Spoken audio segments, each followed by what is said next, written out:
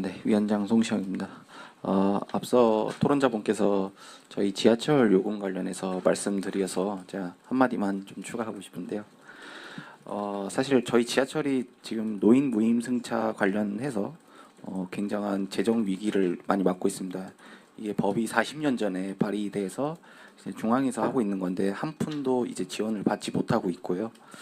그리고 사실 소비자 입장에서는 지하철을 무료로 타든 뭐 싸게 타든 이런 건 굉장히 좋습니다. 근데 제가 정확하게 말씀드릴 수 있는 거는 세상에는 정말 공짜는 없습니다. 누군가는 부채를 떠안게 되는 구조이고 그런 점들이 좀 굉장히 아쉬워서 일단 한 말씀 드렸습니다. 제가 오늘 토론에서 이제 본격적으로 말씀드릴 주제는 이제 최근 좀 이 사회적 논란과 좀 이슈를 일으키고 있는 좀 노란봉투법 개정안 관련해서 말씀을 드리겠습니다. 노란봉투법의 주요 내용은 좀 크게 세 가지로 정리할 수 있습니다. 첫째는 사용자 개념 확대, 둘째는 노동쟁의 대상 행위의 범위 확대, 셋째는 쟁의 행위로 인한 손해배상 청구 제한입니다. 제가 이제 지금 보수당이라고 이제 일컬어져 있는 이제 국민의힘에서는 사실 세 번째인 쟁의 행위로 인한 손해배상 청구 제한만 좀 이렇게 언급하는 게 좀 저는 사실 이게 본질적인 문제가 아닌데 이것만 자꾸 이제 언급하고 문제를 삼는 게 좀 굉장히 아쉬웠었어요. 그래서 저는 이제 첫째, 둘째 관련해서 좀 이야기를 말씀드리고 싶고요. 진짜 노란봉투법의 문제는 노란봉투법 2조입니다. 사용자 개념 확대와 노동쟁의에 대한 범위 확대, 즉 원하청 간의 교섭 문제가 갖고 있는 구조적 문제점과 이제 사회적 파장을 중심으로 제가 한번 말씀을 드리겠습니다. 쟁의 행위 대상의 모호한 확대가 갖는 문제입니다. 첫 번째는 개정안은 노동쟁의 대상을 기존의 근로조건에서 더 넓은 영역으로 확대하고 있습니다. 문제는 그 범위와 개념이 지나치게 모호하다는 점입니다. 쟁의의 범위가 모호해지면 어디까지가 합법적인지, 어떤 요구가 사용자의 교섭 의무에 포함되는지, 어느 수준에서 법적으로 보호가 작동되는지 이 기준 자체가 아예 흔들리게 됩니다. 이것은 노사 간 분쟁을 해결하는 게 아니고 더 큰 혼란을 야기할 수 있다는 점을 말씀드립니다. 두 번째는 사용자 개념성 확대입니다. 원하청 간의 직접 교섭이죠. 두 번째 핵심은 사용자의 개념을 넓혀 원하청 간의 실질적인 사용자성을 폭넓게 인정하려는다는 것입니다. 사용자 확대라는 말은 사실 이제 듣기에는 좀 공정해 보일 수 있지만 실제 현장에서는 매우 큰 파장과 혼란을 초래한다고 생각합니다. 원하청 간의 이제 교섭 의무가 발생을 하게 되면 제도적, 조직적으로 충돌을 할 수밖에 없습니다. 하청 노동자들의 요구가 원청을 직접 향하게 되고 원청은 전혀 구조를 모르는 다수의 하청 업체의 고용 근로 조건을 책임져야 하며 노사 교섭의 책임 소재가 불명확해집니다. 특히 수백 개의 협력 업체가 존재하는 대규모 공공기관, 대규모 민간 기업에서는 문제가 훨씬 더 복잡해집니다. 하나의 원청이 수많은 하청을 상대로 현실적으로 이제 교섭을 할 수가 없기 때문에 결국 원청은 교섭 창구 단일화를 할 수밖에 없습니다. 이에 맞춰서 산별 노조로 산업별 노동조합이라고 하죠. 산별 노조로 전환하여 교섭 창구 단일화를 할 수밖에 없고 결국 산별 노조에 맞는 방대한 조직력을 갖춘 노총만이 이를 독식하게 된다는 것입니다. 개별 사업장마다 임금, 복지, 안건은 다를 수밖에 없는데 이러한 개별 사업장, 즉 기업의 특성이 무시되는 교섭도 진행하게 될 수 있습니다. 즉 우리 회사의 문제를 잘 아는 소속 노조가 개별 사업장의 문제를 해결하기 어려울 수도 있다는 것입니다. 뭐 이제 이게 사례가 될지는 모르는데 실제 사례를 한번 가져와서 이제 예를 들어 보겠습니다. 이제 저희 공공기관에서 과거 정부 때 이제 제2 인국공 사태가 일어났었고요. 그다음에 저희 서울교통공사의 제2 정규직의 공사 일반직 불법적인 이제 편입 전환 논란이 있었습니다. 예를 들어 이 사건을 대입을 하자면 사용자 개념이 확대돼서 하청 노조가 모기업의 실질적 사용자로 지목을 하게 되고 하청 노동자들이 원청의 교섭을 요구하게 될 겁니다. 그리고 교섭 지위가 만약에 인정이 되면 정규직 전환 또는 대규모 편입을 요구로 쟁의행위 범위를 확대할 수 있습니다. 이 부분은 정치적 압력에 따라 공공기관이 정원 확대나 전환을 강행할 수 있고요. 결국 무분별한 정원 증가와 청년 신규 채용 축소, 고용 시장 경직이 될 수밖에 없다는 겁니다. 실제 이 사례는 사실 좀 노란봉투법이 이제 발의되기 전이긴 하지만 이미 존재합니다.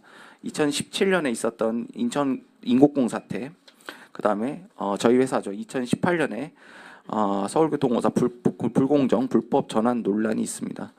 이 두 사례는 모두 정규직 전환 정책이 사회적 합의 없이 정치적으로 밀어붙였을 때 어떤 파국이 발생하는지 명확히 보여줍니다. 따라서 이번 개정안이 시행되면 그때의 혼란과 갈등이 다시 반복될 가능성은 높아지게 될 수밖에 없다고 생각합니다. 저는 노동자의 보호라는 취지는 매우 공감합니다. 하지만 방식은 굉장히 신중해야 된다고 생각을 합니다. 저는 원청이든 하청이든 모든 노동자들이 정당한 권익을 보장받아야 된다는 대원칙에는 전적으로 동의합니다. 그러나 문제는 방법의 문제입니다.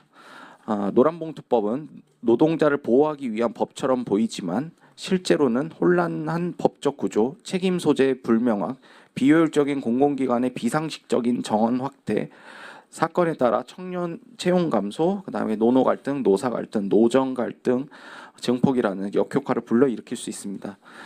제도가 시행될 때 가장 우려해야 되는 것은 좋은 취지로 만든 정책이 오히려 노동자를 더 어렵게 만드는 상황이 될 수 있다는 점을 반드시 생각해야 됩니다. 이러한 부분들이 개선되지 않은 채 현 정부가 강조하는 실용주의, 합리주의 정책 기조에도 저는 부합하지 않다고 생각합니다. 한국 사회에서 가장 민감한 가치인 공정성 문제를 더욱 악화시킬 수도 있습니다. 끝으로 저는 오늘 이 토론회를 통해 분명히 말씀드리고 싶습니다. 노동자 보호는 반드시 필요합니다. 사회적, 경제적 구조를 뒤흔들 혼란이 예상된다면 사실 제도 설계는 굉장히 신중해야 된다고 생각합니다. 그렇지만 원하청 간, 공공기관, 정부 모두가 감당할 수 있는 책임을 떠안는 방식은 누구에게도 도움되지 않는다고 생각합니다.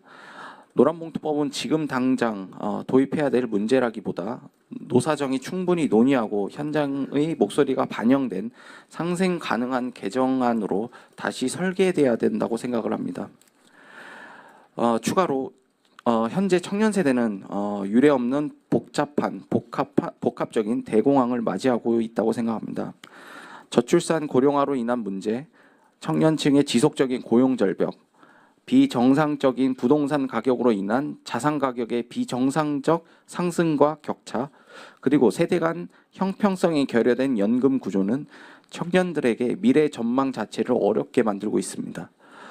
세금을 부담해야 할 인구가 줄어드는 반면 양질의 일자리와 안정적 주거는 더욱 부족해지고 있습니다. 이러한 추세가 지속된다면 청년 세대는 사회의 중심축으로 성장하기보다 오히려 구조적 소외의 대상이 될 수밖에 없습니다. 이는 국가 경쟁력에 뒤처질 수밖에 없다고 생각합니다. 어느 국가든 청년 세대가 바로 서지 못하면 사회 전체의 성장 또한 약화될 수밖에 없습니다. 따라서 우리는 지금 청년 세대를 사회 경제 시스템의 주변부가 아닌 핵심 정책의 대상으로 재규정되었으면 합니다. 노동, 복지, 주거, 세대 정책 전반에서 미래 세대 관점을 제도적으로 반영하고 기존 구조가 가진 불평등과 비효율을 해소하려는 노력이 절실합니다. 부디 오늘 논의가 청년 세대의 미래를 예측하고 설계할 수 있는 사회, 그리고 지속가능한 노동시장과 공정한 기회 구조를 만들어가는 계기가 되길 진심으로 바라겠습니다. 감사합니다.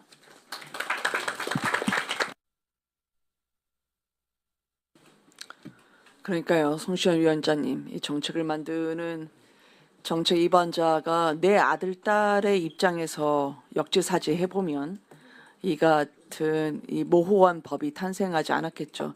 이게 이제 행정법이라는 게 원래 명확해야 됩니다. 그런데 이렇게 모호하게 만들면 그 법 적용은 강자가 해석하게 되거든요. 어디에 특히 여기서 이제 사용자 개념 또는 쟁의 범위를 확대하게 되면 누가 사용자고 어떤 게 쟁의 범위인지는 사실 강자가 해석하게 되고 그 자의적 해석에 따른 분란과 분쟁의 여파는 약자인 분들, 그다음에 소수 노조 그리고 국민들이 떠안게 되겠죠. 좋은 토론 감사드리고요. 정진영 쿠팡 노조 위원장님께 제가 마이크를 넘기고 두 번째 토론